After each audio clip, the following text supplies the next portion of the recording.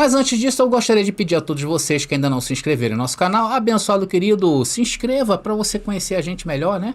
Que aí você vai ver, né, aquilo que nós pensamos, né, aquilo que nós produzimos aqui nesse canal. Aqui com certeza a gente dá argumento para você pensar, para você sair da mesmice, né? Porque é tão ruim. Eu passei 25 anos lá no sistema religioso, sentado, né, no banco, e a gente já sabia aquilo, tudo que ia acontecer, não mudava nada. Algumas coisinhas mudava, mas era mínimo, era basicamente o mesmo. E aqui não, aqui cada mensagem vai te fazer pensar, né? Nem que seja para você subir nas cadeiras e falar assim, tá errado! Mas isso é porque essa mensagem te fez você pensar. Ela te desafia, tá bom? E os abençoados que têm acompanhado o nosso canal sabem disso. Então se inscreva hoje mesmo, deixe seu like, comentem à vontade, tá legal? Você compartilhe se você amar, se você acha que deva compartilhar para aquele que você ama, aquele que você acha que vai entender o que você está entendendo, compartilhe. E se você quiser que essa plataforma te avise, é só você apertar aí o sininho. Tá bom, queridos? Estamos entendidos? Vamos então à mensagem de hoje? Vamos lá. Então, abençoado, nós encontramos 27 acusações desde quando Jesus começou a falar por parábola. 27 acusações de Jesus contra Israel. Então, cerca da metade dessas 27 instâncias são parábolas. Nós vamos começar a ver uma a uma a partir de hoje. Muitas vezes não expressamos o quanto diretamente essas parábolas se aplicam à próxima destruição de Jerusalém. Porque ao esquecermos do contexto da vinda de Jesus, nos distanciamos desse foco. É por isso que muita gente acha que as histórias que Jesus contava como as parábolas, né? Ele diz apenas que eram histórias morais, né, para ensinar pequenos meninos e meninas. Só que isso é muito usado pelo sistema religioso, né? Eles não pegaram esse foco de entender que aquilo ali estava se tratando de uma acusação de Jesus, de Deus, contra Israel, porque haveria um julgamento mais na frente. Então, como o sistema saiu do foco, futurizando a vinda de Jesus, passa desapercebido essas coisas. E nós estamos atentos a isso aí. Então Jesus disse que a eles lá, que tem avisos lá nessas parábolas, Jesus avisou a eles que tem coisas tenebrosas, notícias tenebrosas contra aquela cidade incrédula que se tornou Jerusalém, sobre a qual ele tinha acabado de fixar o seu rosto contra ela. Vamos ver, abençoado, nós lemos esse capítulo aqui, lá no capítulo 9 de Lucas, versículo 51, foi o nosso pontapé inicial. E diz ali o texto. Como se aproximava o tempo de ser elevado ao céu, Jesus partiu com determinação para Jerusalém. Amados, e essa definição de rosto não é algo positivo na expressão. Jesus estava indo denunciar o Israel de seus crimes, de vários crimes cometidos por eles durante a sua história. A história de Israel é uma história cruel, de desobediência. Então, apesar de muitos acharem, por causa da doutrina errada do sistema religioso, né, do cristianismo tradicional, apesar de muita gente achar que o que Jesus fala para os dias de hoje, esse é um corte tremendo, né? Muita gente acha que Jesus está falando para os dias de hoje. É claro que nós podemos pegar exemplos, mas no que tange a profecias, no que tange ao fim do mundo, não podemos trazer para os dias de hoje. Jesus não fala para os dias de hoje. Para os dias de hoje, somos o melhor de Deus. Essa é a grande verdade. Né? Às vezes, por causa da debilidade da carne, muitas das vezes a gente acha que Jesus está falando comigo, ó raça incrédula, ó pecadores, e aí a gente olha para o nosso erro, parece que Jesus está apontando para nós. Né? Só que não. Hoje nós encontramos em melhores e superiores promessas. Porque esse fim aí da carnalidade acabou. Hoje Deus te enxerga em espírito, por isso que você tem paz com Deus em Cristo. Então, agora, enquanto eles não souberem disso, serão capazes aí, conforme você está vendo, né? Enquanto o sistema religioso não souber disso claramente, vão continuar sendo enganados aí por político, por todo mundo que chega dentro da igreja hoje, leva todo mundo ali. Então, durante a jornada que seguiu o ponto em Lucas capítulo 9, versículo 51, conforme vocês estão vendo aí, Jesus contou pelo menos com 14 ameaças. 14 ameaças, querido, de julgamento politicamente carregadas em forma de parábolas. Por isso que Jesus usava muita parábola. Isso tudo aconteceu antes do grande divórcio. Né? Deus se divorciou da nação. Jesus colocaria toda a acusação sobre o caso. E aqui é como devemos entender as parábolas relevantes nesta seção que vamos ver agora das Escrituras. E vamos começar falando da primeira nessa ordem de acontecimentos de Lucas, tá bom? Vamos falar do bom samaritano. Eu acredito que é uma parábola bastante conhecida por todos nós, né? Jesus havia estado em Samaria após sair da Galiléia, nós falamos isso no primeiro vídeo. Então ali no caminho de Jericó aparece uma narrativa. E depois Jesus volta a essa cidade, né? Mais tarde Jesus voltou a essa cidade, lá por volta do capítulo 19. Mas aí, nessa região, né? Nessa região, entre Jerusalém e Jesus ali em Samaria, Jesus achou propício falar uma parábola interessante dessa que eu acabei de falar, que era o bom samaritano, devido à animosidade entre judeus e samaritanos, para expor essa parábola. Então, diz que um homem, conhecedor da lei de Moisés, pergunta a Jesus o que deveria fazer para herdar a vida eterna. Vamos ler a parábola, pessoal. Se encontra lá em Lucas, capítulo 10, versículo 25 ao 37. Mas vamos ler primeiro do 25 ao 29. Vamos lá. Certo dia, um especialista da lei se levantou para pôr Jesus à prova com esta pergunta: Mestre, o que preciso fazer para herdar a vida eterna? Meus queridos, era muito comum naqueles dias ali de Jesus se levantarem vários messias, né? Era um tempo onde se proliferava, né? Inclusive até mesmo Pedro em sua carta fala dos falsos profetas, né? O próprio apóstolo Paulo cita os falsos profetas, era porque nessa época era bem comum. Então o pessoal da lei, e esse homem que perguntou ali, ele era um samaritano, né? Então eles conheciam bem a lei, eles se agarravam muito às escrituras, à Torá, principalmente a Torá. Eles eram seguidores fervorosos da Torá. Então ele perguntando, sabendo que Jesus era um mestre da lei, pergunta, né, o que precisaria para fazer para herdar a vida eterna. Jesus respondeu: o que diz a lei de Moisés? Como você entende? Então Jesus já fez um desafio e voltou a pergunta para ele, né? O homem respondeu: ame o Senhor, seu Deus, de todo o seu coração, de toda a sua alma, de toda a sua força, de toda a sua mente. Aqui ele citou, se não me engano, Êxodo, né? Êxodo ou Deuteronômio. E ame seu próximo como a si mesmo. Está correto, disse Jesus. Faça isso e você viverá. O homem, porém, querendo justificar suas ações, por quê? Porque ele era um cara seguidor da lei, perguntou a Jesus: quem é o meu próximo? Então, queridos, esta pessoa era um homem de detalhes tremendo, né? Você vê que não era qualquer um. Que também tinha essa habilidade humana universal para racionalizar seu comportamento em poucos pontos da lei, e de fato era. Era como se fosse um homem quase perfeito dentro da lei. Bom, amados, atenção, a acusação contra Israel aqui, deixa eu voltar aqui com a minha imagem, a acusação contra Israel aqui vem de duas maneiras, tá legal? A primeira maneira, o desdobramento de Jesus, da verdadeira natureza da lei, a essência, e não a letra. Então esse é o primeiro. Eles cumpriam a lei, mas não a essência. Eles liam a lei, seguiam a lei como robô, porém a essência da lei eles não cumpriam. Então, amados, a lei, atenção, a lei, apesar de ser regras, ela não é somente uma série de obstáculos para os quais você ganha méritos por saltar uma a uma, né? Por isso que Paulo fala, né? Aquele que guarda um ponto da lei está obrigado a guardar todos, porque era feito por pontos, né? Então a lei é um guia para o grande mandamento do amor. Tanto que depois Paulo resume que o fim da lei é amar a Deus e o seu próximo. Paulo mais na frente fala que o fim da lei é esse, e foi o que aconteceu. Então Israel, com todos os seus ritos, né, os seus rituais de pureza, tinha ignorado isso que era a essência.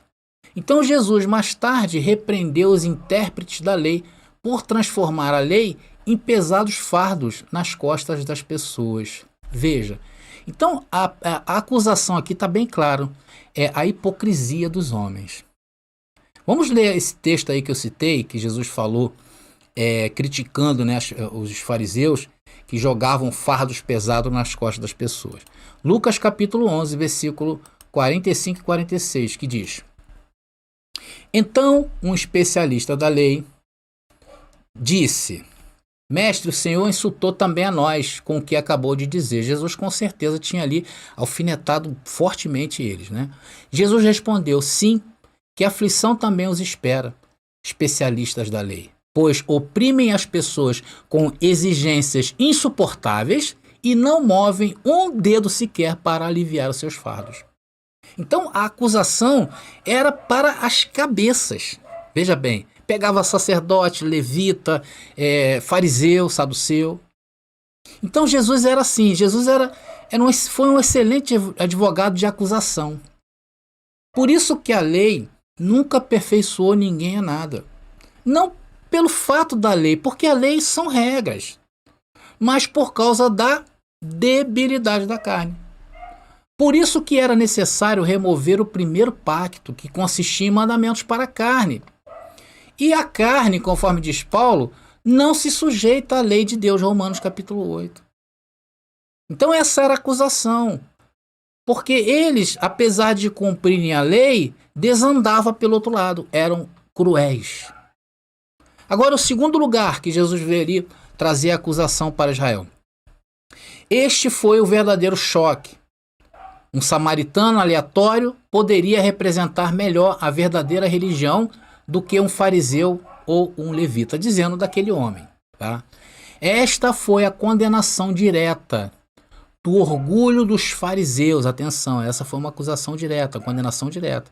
O orgulho dos fariseus, né, em sua pureza, e a atenção dos levitas para seus rituais do templo. Ambos tornaram-se desprovidos da misericórdia e do amor de Deus. Então essa foi a segunda acusação. Porque os que seguem a lei são implacáveis, né? Engraçado que você nota hoje, se você olhar para... Eu tenho que falar, né, abençoado? Infelizmente, para o sistema religioso, você olha, você encontra esse mesmo espírito. Um espírito de arrogância, de soberba, que não há misericórdia. Você olha para esses locais... e eles lá acreditam, né? Eles estão se aprumando, segundo eles, para a vinda de Jesus. Imagina se não tivesse. Então a verdade é que a vinda de Jesus foi consumada. Isso implica em nós que vivemos hoje, nós que sabemos disso, a ser diferente deles, a se diferenciar deles, dos que pregam essa mentira. E a história da parábola eu vou continuar contando aqui para vocês, que vocês conhecem, mas é bom para efeito da gente ilustrar essa mensagem. Vamos continuar então lendo a parábola, que agora vamos partir agora do versículo 30 e vamos até o 37. Diz o texto: Jesus respondeu com uma história. Aí voltamos lá à parábola, tá legal? Certo homem descia de Jerusalém a Jericó quando foi atacado por bandidos. Eles lhe tiraram as roupas, o espancaram e o deixaram quase morto à beira da estrada. Por acaso descia por ali um sacerdote, olha aí. Isso é uma acusação, queridos. Tá? Isso aqui é uma acusação. Quando viu o homem caído, atravessou para o outro lado da estrada. Um levita, os dois israelitas, um levita fazia o mesmo caminho e viu o homem caído, mas também atravessou e passou longe. Então veio um samaritano. Ao ver o homem, teve compaixão dele. Meus queridos, aqui mostra também um fator interessante, né? Que a benignidade do Senhor nos alcançou. Porque é como se os gentios, vamos dizer assim, de certa forma, era o que foi caído ali na estrada, né? E quem teve misericórdia não foi o povo eleito, a nação escolhida de Deus, e foi um samaritano, um mestiço. Vamos lá, continuando. Foi até ele, tratou de seus ferimentos com óleo e vinho e os enfaixou. Depois colocou o homem em seu jumento e o levou a uma hospedaria onde cuidou dele. Deixa eu ver se vocês já estão comigo aqui, porque tem outra parte. Então veio um samaritano, ao ver o homem, teve compaixão dele. Espera aí que está separado aqui, porque ficaria muita coisa para colocar nessas letras aí, ia ficar muito pequeno. Já está pequeno, né? E diz ali: foi até ele, tratou de seus ferimentos com óleo e vinho e os enfaixou. Depois colocou o homem em seu jumento e o levou a uma hospedaria onde cuidou dele. No dia seguinte, deu 2 moedas de prata ao dono da hospedaria e disse: cuide deste homem. Se você precisar gastar mais com ele, eu lhe pagarei a diferença quando voltar. Aí Jesus volta para quem perguntou, né, que foi o samaritano, um homem seguidor da lei, e disse: qual desses três você diria que foi o próximo do homem atacado pelos bandidos? Os cumpridores da lei? Claro que não, né? Perguntou Jesus. Vamos voltar aqui. O especialista da lei respondeu: aquele que teve misericórdia dele. Então Jesus disse: vá e faça o mesmo. Olha a lapada que Jesus deu nele também. Então, meus amados irmãos, Jesus aqui também não deixou também de pôr Samaria nesta condenação. Isso foi bastante radical. Poderia ser realmente melhor ser um samaritano mestiço do que um fariseu ou mesmo um sacerdote. Então Jesus tinha conseguido, do intérprete da lei desse texto aí, confessar isso com a própria boca. Ele fez com que aquele homem que se achava o bonzão confessar da boca dele mesmo o que ele precisava para fazer para ser salvo. Olha que coisa interessante. Então, nesta parábola, Jesus revela como Israel perverteu e assim ignorou a lei, a própria lei da aliança, abençoado. Isso aqui foi uma das acusações que caiu sobre Israel. Nós não podemos descontextualizar isso aqui. Então, nesta parábola nós estamos vendo. Por quê? Porque na realidade, ninguém fazia isto. Eram soberbos, eram orgulhosos, andavam nas praças orando em voz alta, não é verdade? Se faziam jejuns, aqueles homens na época, eles queriam que todos enxergassem eles, né? Eles faziam com aquela cara assim, né? Uma verdadeira hipocrisia. Então as primeiras acusações estavam denunciadas contra Israel. E todos os que ouviram o Messias falar aquela parábola foram testemunhas disto. E muito mais os discípulos, que já sabia que o ministério de Jesus entrava em rota de colisão com Jerusalém. Agora, imagina isso, né, elevado a mais de 2000 anos que estava de pé a aliança da lei. Imagina o quanto que muitas pessoas sofreram com esses homens, os líderes religiosos. Ali já havia mais de 2000 anos de história de Israel. Então Deus, ele deu várias oportunidades a Israel para se consertarem. A Bíblia está cheia, o Antigo Testamento está cheio dessas alianças, desses concertos. Porém, Deus viu que não havia mais jeito. E essa foi uma das causas do divórcio de Deus para aquela nação. Por isso que a vinda de Jesus, ela não pode ser descontextualizada do contexto judeu. É como se hoje nós estivéssemos revivendo essa história com o pensamento daqueles homens. Deus está dando oportunidade para nós ouvirmos isto de maneira clara. Por isso que agora vamos ler um texto de Paulo que faz todo sentido hoje, queridos, para nós. E eu quero terminar essa mensagem aqui. Se encontra em Romanos capítulo 7, versículo 1 e 2, bastante conhecido por nós em graça, né? Diz ali: agora, irmãos, vocês que conhecem a lei, não sabem que ela se aplica apenas enquanto a pessoa vive? Por exemplo, quando uma mulher se casa, a lei a une a seu marido, enquanto ele estiver vivo. No entanto, se ele morrer, as leis do casamento já não se aplicarão à mulher. E aí, abençoado, fala de um casamento que existia entre Deus, né, através de seu filho Jesus, e Israel. Jesus sempre foi o Messias de Israel. Desde antes da fundação do mundo, Jesus era o Messias de Israel. Sempre foi. Então havia um casamento. Deus, até uma passagem, não sei se é Ezequiel fala, né? Passei por uma profecia e uma poesia, né? Passei por ti, e eram tempos de amores, e entrei, casei contigo, fazendo uma analogia de um casamento e as bodas de um casamento. Era quem? Deus e Israel. Só que esse casamento se dissolveu. Foi a vinda de Jesus. Então Paulo aqui nesse texto, ele avisa que houve um divórcio da lei. E é disso que se trata a vinda de Jesus. O estabelecimento da graça eterna do seu reino. E hoje, mudou muita coisa? Não. Até porque quando você trabalha com o futurismo da vinda de Jesus, você cria uma lacuna que nunca vai ser preenchida. Por quê? Porque nunca vai acontecer. Essa é a grande verdade. Nunca vai ser preenchida. pois se trata de uma esperança falsa. É tão falsa essa esperança, para eles que creem assim, eles pregam e não vivem o que pregam. Porque se eles estivessem realmente preocupados com a vinda de Jesus, que é acometida ali, segundo eles, com a destruição das coisas do mundo, não era para eles pensarem assim, sim ou não? O que fazem hoje eles com os políticos para consertar o Brasil? Se na doutrina deles o mundo não tem jeito, o mundo já está condenado, não é assim que pregam? Então, como eles não querem, vamos dizer assim, eles agem contra isso, contrário, as ações deles é contrário àquilo que eles pregam. Você vê muita gente aí do sistema religioso colocando heresia, Jesus vai voltar ainda, mas eles não vivem isso. Então eles, de certa forma, esse futurismo, tornaram esse movimento hoje religioso que existe no mundo iguais a Israel no passado. Está entendendo, abençoado? Agora, se você entendesse isso dessa maneira que nós entendemos hoje, que a vinda de Jesus não se refere a um fim do mundo, nem encontro nas nuvens, nem mortos ressuscitando, você teria uma vida transformada por esse entendimento, igual a nós.